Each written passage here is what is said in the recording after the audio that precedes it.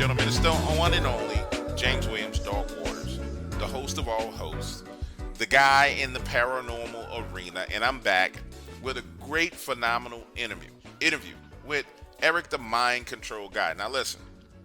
Normally, when people talk about mind control, you're talking about like neuro linguistic programming patterns and speech patterns and all these other things. No, no, no, no, no, not tonight. Tonight, we are talking about secret mind control programs that people were put in.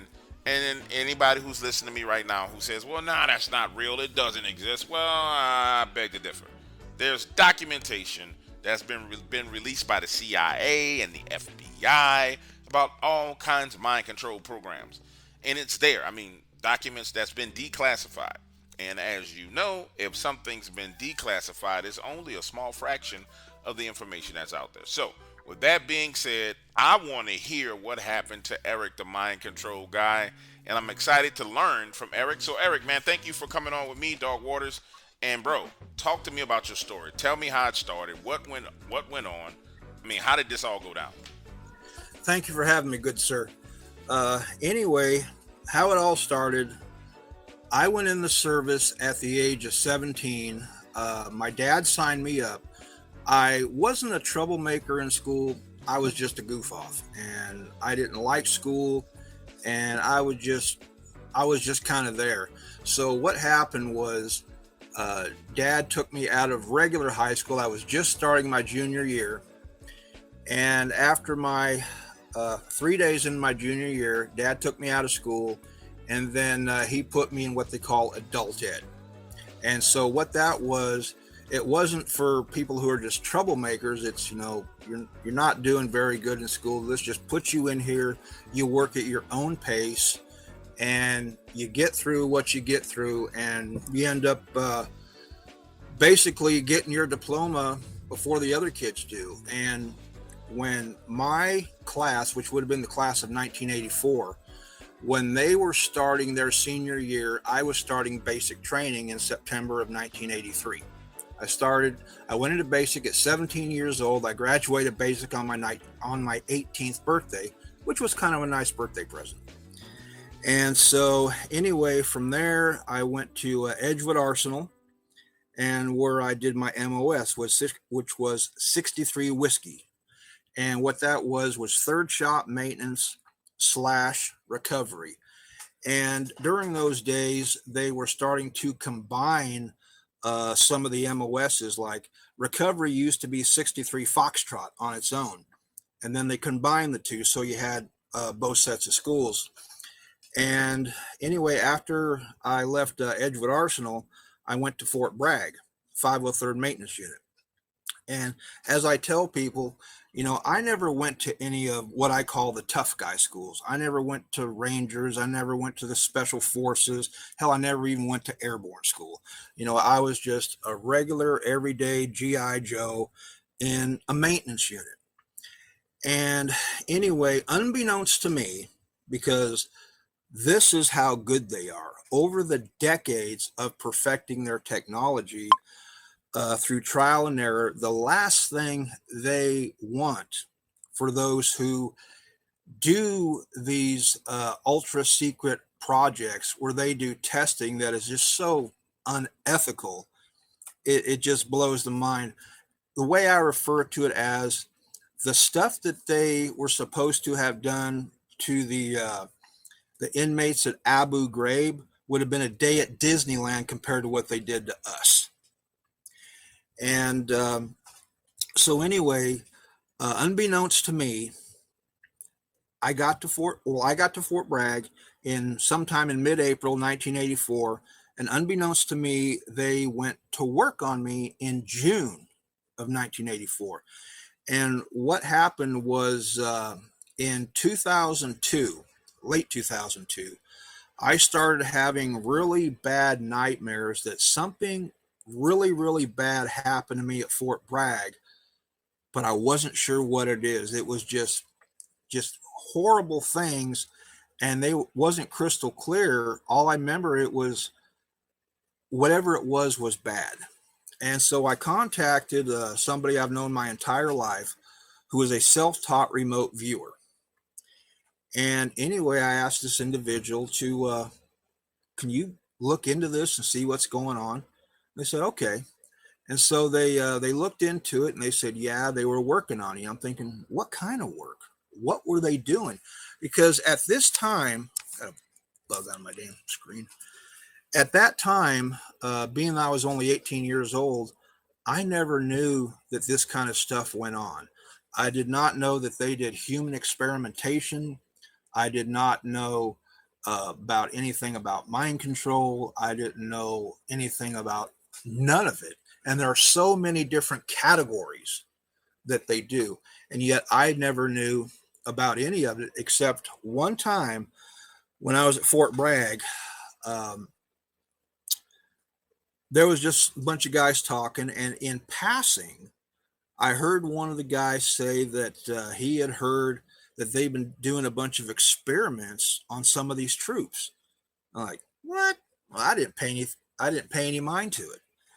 And so anyway, when I was talking to my contact that does remote viewing, they said, yeah, they were working on you, but okay, what? And I didn't know because I hadn't remembered anything specific about what happened. Fast forward to June of 2004. And the gal friend I was living with at the time had to wake me up out of my sleep, said I was just completely losing it in my sleep. And she finally, woke me up, and I shot up out of bed and I'm looking around, and she goes, what the hell's wrong? I'm like, I don't know. I was having a horrible nightmare. And she goes, well, what happened? And the very first flashback that I had, and this is what my remote viewing friend told me, he said, you're having flashbacks. And I'm thinking, flashbacks to what? It sure as hell ain't flashbacks to go into the bars or anything like that. It's just horrible, horrible stuff. But I wasn't sure what it was until this night is when I started remembering exactly the trauma test that they started doing in the beginning. And what this particular trauma test was, and I will say this one time, and then I will refer to the sadistic doctor that ran the project by another name. His actual name, if you want to write it down, his name was Dr. Gorman, Gorman.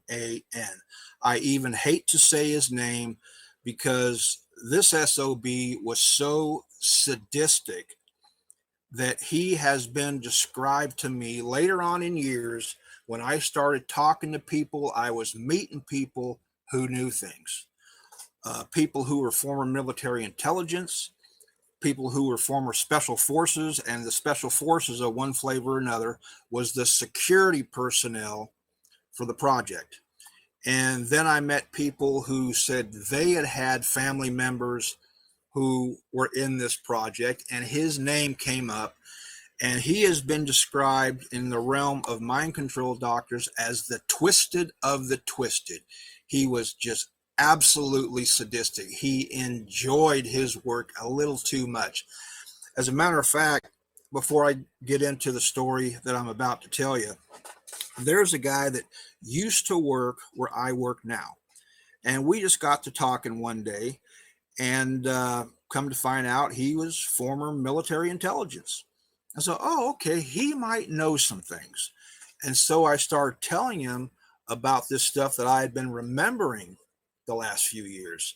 And he started saying, he knew about it. And I'm like, wow, somebody who is actually acknowledging that this project was real. It wasn't a figment of imagination. So you found out it was real, and so at first you thought you were kind of losing your mind. Now it's like, wow, this is real. Yeah. So when I start meeting people out here who were former military intelligence, former special forces, and they verify what I remember, I start telling them stories, and they're like, yep, that happened. Yep, that happened. And when I told him the name of this doctor, the name that I just gave you, but from here on out, I will refer to him as Dr. Dirtbag because I hate to even say his name. Anyway, so this guy who who was former military intelligence, who was just a paperwork security guard where I worked at. He was just always smiling. He was a happy-go-lucky guy and all that. And when I was telling him about this, and he was acknowledging what I was saying, and then when I told him the name of the doctor, there were several doctors, but Dirtbag, he was the most sadistic. And when I told this gentleman the name of the doctor, he went from just being happy-go-lucky, smiling, his face completely contorted. He went from, I told him the name of the doctor, and he goes, "That son of a bitch, he was mean." I go, "That's the guy." And so now I got verification from somebody who was in the know that this individual was real.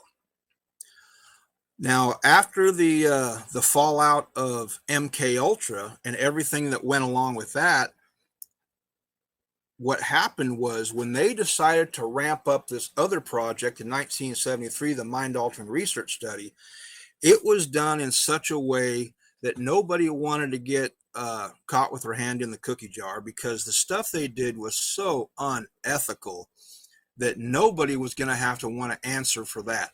So it was set up to where there was no paper trail, that anybody who was doing an investigation, you would end up with completely dead ends.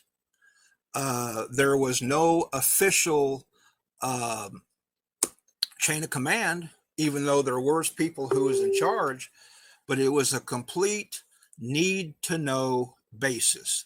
Basically, things were done orally, and the project, to tell you how sensitive it was and how much they did not want people to know or ever find out, it was classified at level 4 above top secret, to my understanding. I mean, because the stuff that they did is what they make horror movies about, horror stories about. When they've made movies like Conspiracy Theory, when they've made movies like Minefield and all this about the mind control stuff, what they are showing you is pretty much kiddie stuff compared to what they did to us. And the stuff they did to us goes on beyond the human imagination. Now, trying to think of where was I was getting ready to tell you. Oh, yeah, when the lady had to wake me up. Anyway, Dr. Dirtbag, he had what I described as what would be considered a stereotypical mad scientist laugh. And when I tell people this stories, I need to recreate what happened so people get the full effect of how just evil this individual was.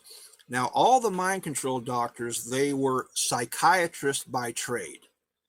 And just like anybody else, some people can handle this, but they can't handle that.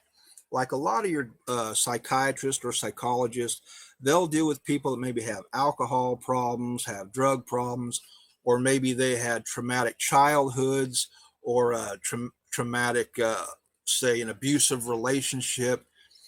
But most psychiatrists and psychologists are not trained to handle the stuff that people like me would tell them. And I had an experience, I'll tell one of these times, about when I actually went down to Batesville, Indiana. I knew a lady, good friend of mine, who has since passed on, and she was there because she had had a bunch of head problems because of things that happened to her, and she was telling the people down there about me, and they said, "Well, tell them to come on down. We'll try to help them out." And like I said, I'll tell that story later. But the lady that had to wake me up, and she's like, "What the heck was going on?"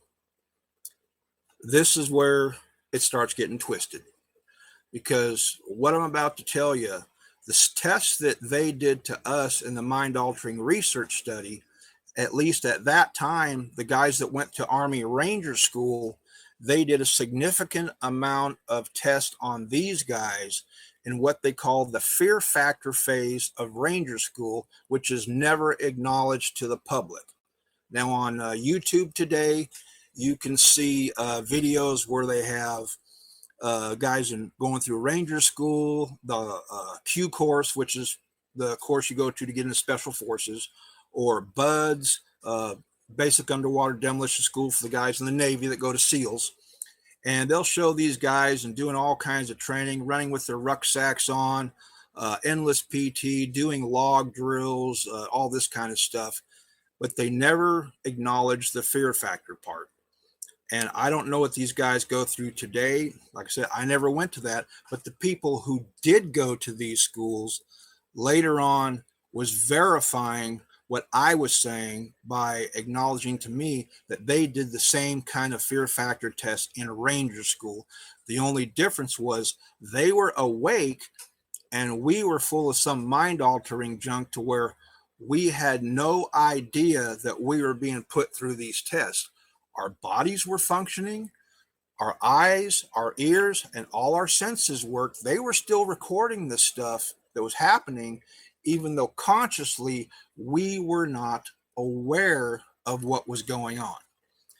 So this particular test that I was remembering in a nightmare, flashback in when I was asleep, Dr. Dirtbag, he had these tubes that was probably about, say, 4 inches or so in diameter and about 3 or 4 feet long. Now they had us in these big crates.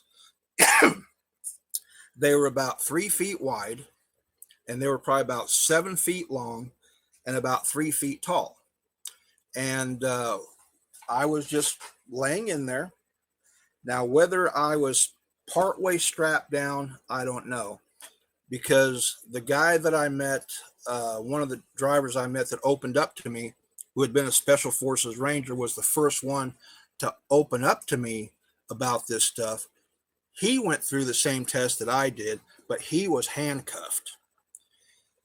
Because even though some of these guys that go into SF, Rangers, SEALs, Delta Force, and all that kind of stuff, even these guys are extremely, extremely tough individuals. I mean, they got arms like that, can bench 400 or 500 pounds. They got endurance just like no other. But everybody has a phobia. And the reason for some of these tests, they wanted to check your fear factor, because if these guys were going to go on these missions, some to where there's only a 50-50 chance if they're going to come back, and they got to live by their wits. Not only do you have to have the survival skills, but when they're on a mission, clandestine, or they're in combat or something, they need to be able to function with complete level head. No matter what's going on, they have to be able to operate nice and smooth. They can't afford to have these guys freaking out and just losing it and maybe taking a chance on getting themselves or their entire team killed or captured. They can't do that. So when I was in the box, Dr. Dirtbag, like I said, he had this big tube. I was laying there face up. And what was in that tube that he dumped on me? Live spiders. That is what they dumped on me. I don't think the spiders were poisonous, but regardless, they were spiders. Bro, you trying to tell me they put you in the thing and dump live spiders on you, bro, for real? Yes, they need to check your fear factor.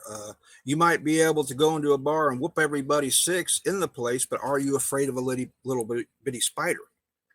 Yeah, and there are a certain amount of people out here in the world that have what they call arachnophobia, and that is a deathly fear of spiders.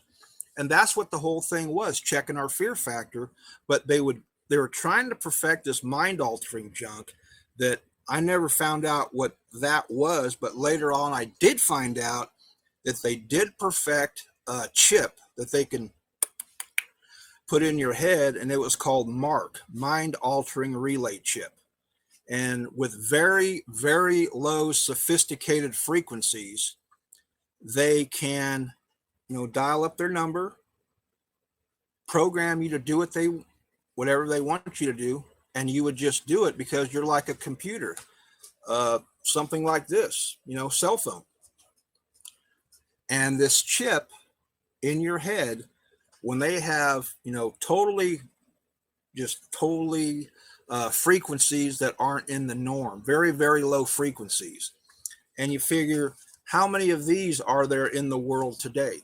As well as landlines, cell phones, all kinds of just gazillions of different phones. But in this chip, or in the phones, I should say, you punch in a certain series of numbers. Out of all the hundreds of millions of phones in the world, only one of them is going to ring. Now, they could not afford to put these chips in people's heads and dial them up and then have 15 people come to life.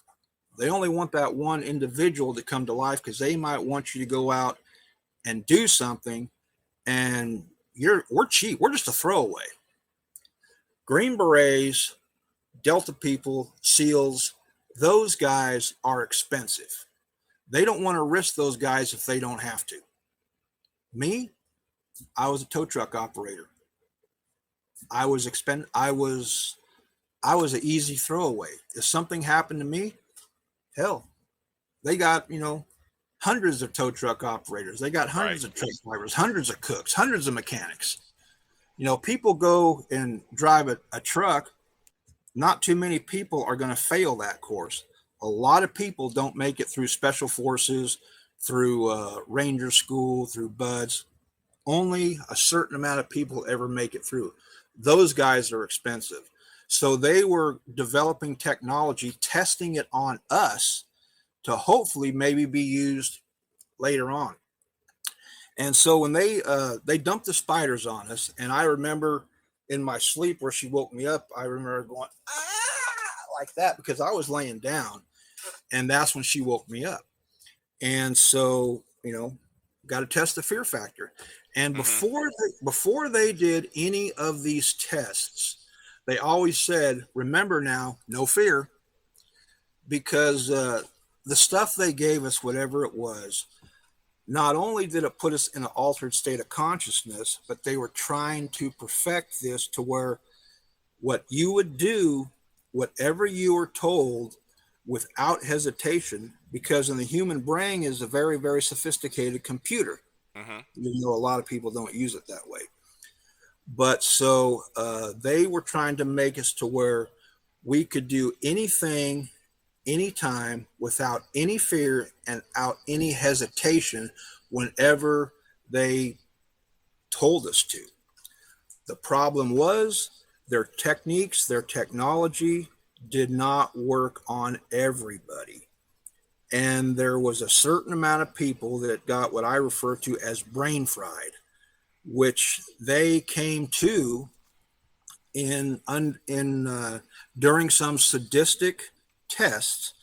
And the one I just told you, that was nothing compared to the nasty stuff, the really nasty stuff that came later on.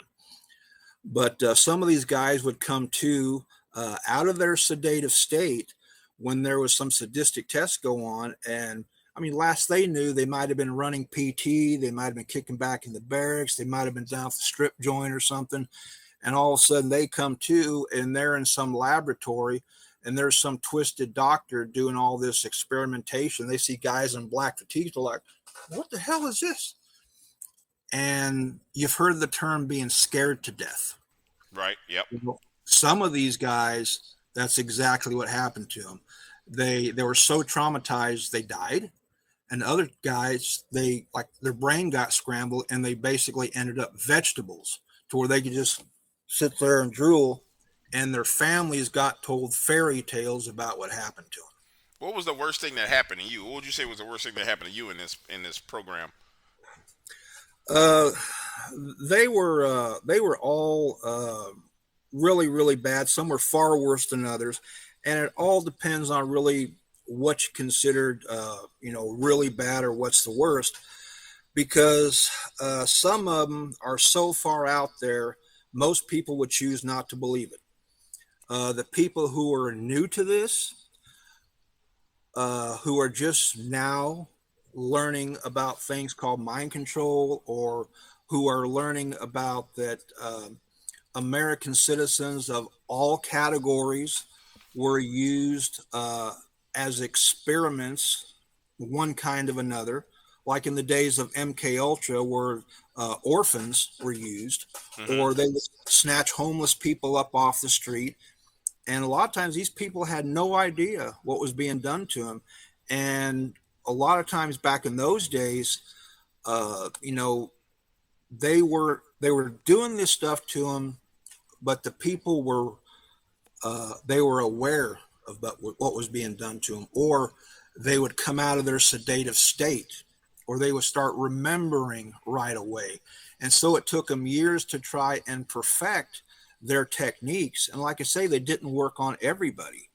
But And that one of wasn't. them, I was asking you, like, what was the worst thing that happened to you? I understand that. I understand, and you were saying it might be hard for people to understand. But what was the worst thing that happened to you in this program that you can remember? uh, I would say probably the worst one that would be self-affecting to me, and I was put in danger many a times. The doctor tried to kill me a number of times and make it look like an accident. But the Manchurian candidate testing, where you had to believe that you had killed somebody without any hesitation, and they started out simple. And the very first one that happened, as far as that went, and then after I tell you this, I will tell you the last one that they did, which to me was the most traumatizing because of what I was led to believe I did. And the Manchurian candidate testing is basically you are programmed to kill somebody, and without hesitation and not having any knowledge of doing it. The very first one they did, um, this is my flashlight, and I will use this to represent the firearm, the pistol that they stuck in my hand. Okay. And I will do this as a reenactment because it's the best way I can tell it is to do a reenactment. And so, my glasses.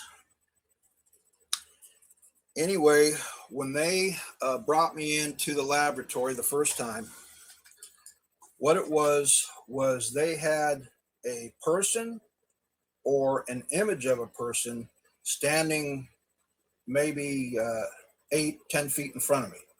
Okay. And they put this gun in my hand that had blanks in it. And what I had to do was to tell me that I had to shoot this individual and Mm-hmm. not argue about it. Because some people, they wouldn't do it.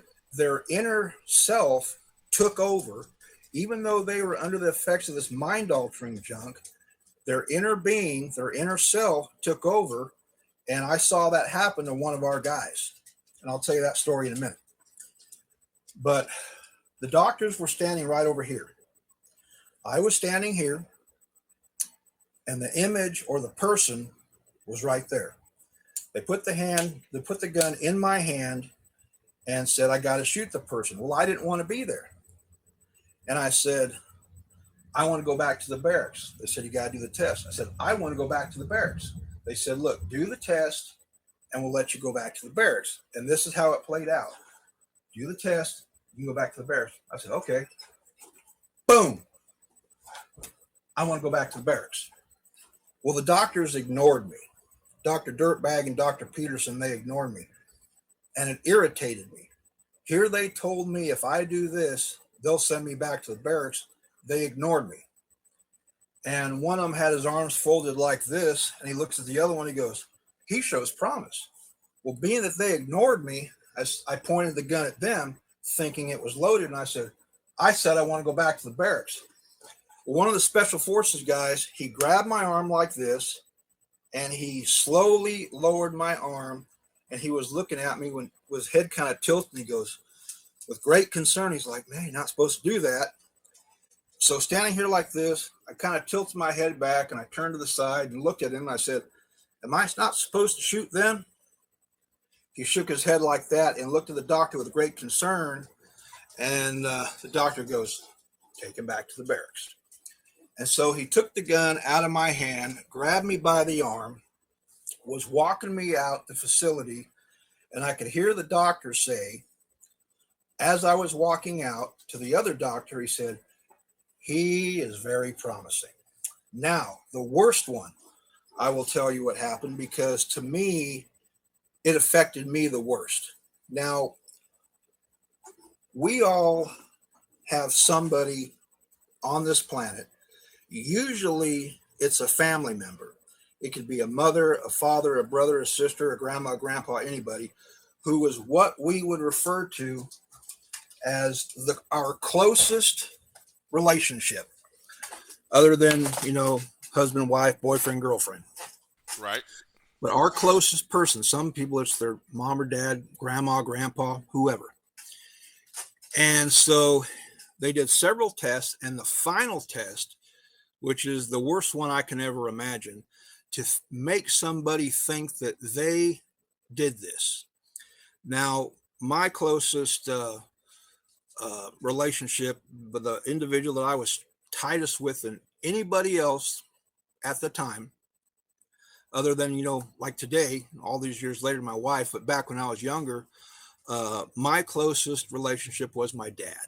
Dad was my buddy. Dad had always been there for me. He was my pal.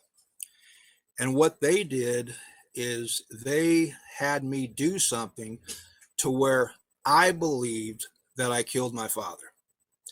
And how this test played out was, anybody who's ever been to like basic training knows that they have these concrete, not concrete, but center block buildings.